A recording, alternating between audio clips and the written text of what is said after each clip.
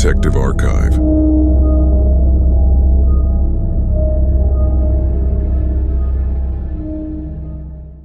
On the night of March 17 to 18, 1990, one of the largest and most expensive art heists in history took place at the Isabella Stewart Gardner Museum in Boston. Two thieves disguised as police officers stole 13 works of art worth more than $500 million. Despite a decade of investigations, the masterpieces have still not been found. The museum was founded in 1903 by Isabella Stewart Gardner, an American philanthropist and passionate art collector. Isabella traveled the world collecting works of art, antiquities, and unique items. The museum building was specially designed in the style of a 15th-century Venetian palace. Isabella personally managed the interior design and arrangement of exhibits. In 1990, two robbers disguised as police officers broke into the Gardner Museum in Boston. They stole paintings and other works of art worth an estimated $500 million. Since then, an army of FBI agents and private investigators have been investigating the case. The museum has offered a $10 million reward. The missing items have been searched all over the world, but no objects have been found. For 30 years, the galleries of the Gardner Museum have been filled with empty frames instead of the stolen paintings. Because, according to the terms of its founder, the exhibition cannot be changed. This has become a new feature of the museum that attracts visitors.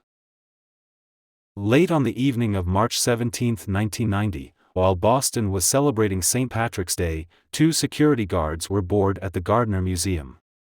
Both were in their early 20s, and for them it was just a part-time job. They had no security training, they just took turns patrolling the empty halls of the museum. At about 1:30 p.m., two men in police uniforms approached the side entrance of the museum. They said they had come to report a disturbance and asked to be let inside to ask a few questions. They then asked the guards to step back from the security panel and suddenly announced that they were under arrest. As one of the guards recalled, "We stood there with our mouths open as they handcuffed us, and then one of the men said, 'This is a robbery.' They taped the guards' heads, leaving their mouths and noses uncovered, and locked them in the basement." There were no surveillance cameras in the museum's halls.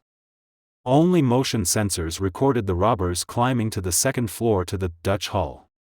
Here they leisurely removed valuable paintings by Rembrandt, Flink, Vermeer, and other artists from their frames. One robber spent several minutes removing an ancient Chinese ritual bowl from its mount, while another went into the next room for sketches and watercolors by Degas. Then they tried to take the flag of Napoleon's Imperial Guard. But it was firmly attached to the wall, so the robbers limited themselves to a 25-centimeter bronze eagle on the end of a pole.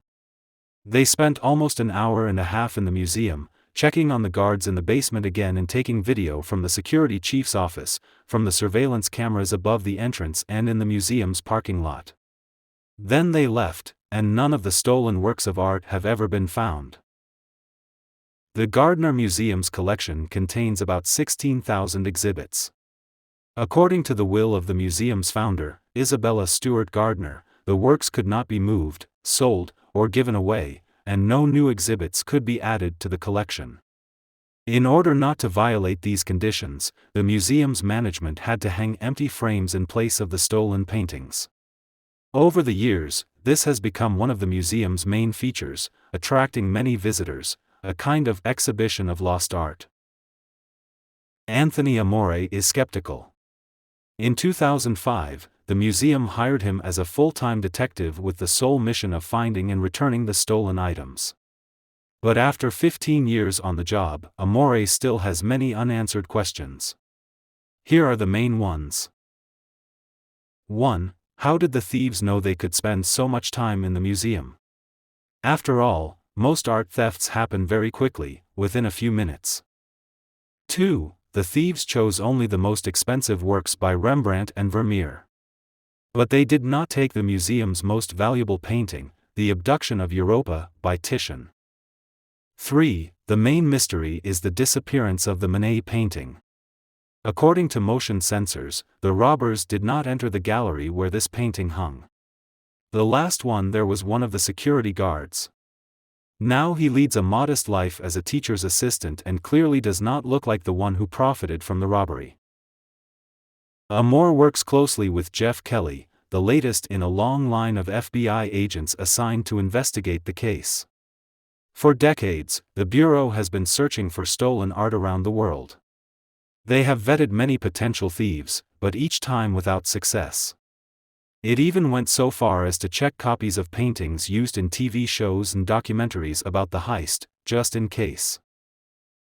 Former FBI agent Robert Whitman believes he came closer than ever to finding the missing items in 2006. He was working undercover in France, posing as an underground art collector. Whitman was approached by members of the Corsican Mafia and offered to buy the paintings from the Gardner Museum, but the deal fell through at the last minute.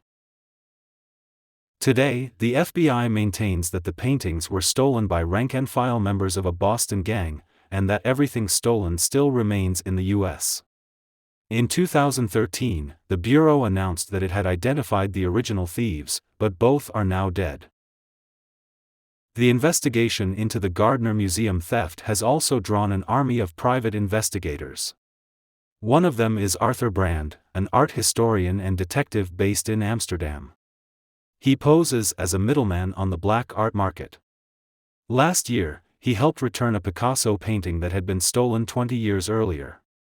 In 2017, he told Bloomberg that he had a lead, and the paintings would be returned to the Gardner Museum within months. But they have yet to be found. Of all the private detectives investigating the case, Charlie Gill, 73, a former Scotland Yard art and antiquities detective, has the most impressive resume. During his time on the job, he has recovered stolen artwork worth an estimated $100 million. One of his most famous cases was the recovery of Edvard Munch's The Scream. Gill is convinced that the two original robbers came from Ireland and were connected to the Irish Republican Army. I have two clues. First, the crime happened on St. Patrick's Day, an important Irish holiday. Second, one of the robbers used the word mate when he tied up the guards. That's not typical of Americans. Last year, Gill said he had found an informant who was willing to show him paintings hidden in the Irish countryside. But then the informant disappeared. Now, Gill says he plans to meet with a new source in August who says the paintings are hidden in the Dublin suburbs. The Gardner Museum robbery remains the largest art theft in history. The value of the stolen items is now estimated at $500 million. The museum has offered a $10 million reward for information about the disappearance and has promised not to prosecute anyone who voluntarily returns the paintings. But none of the stolen items have yet been found. Museum detective Anthony Amore believes that all the stolen items may still be hidden in one place, and he continues to suspect one of the former security guards. Private investigator Arthur Brand suggests that the artworks should be searched in different places.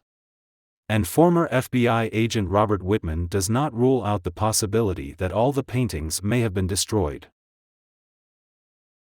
This was the story of one of the largest art gallery robberies in the world.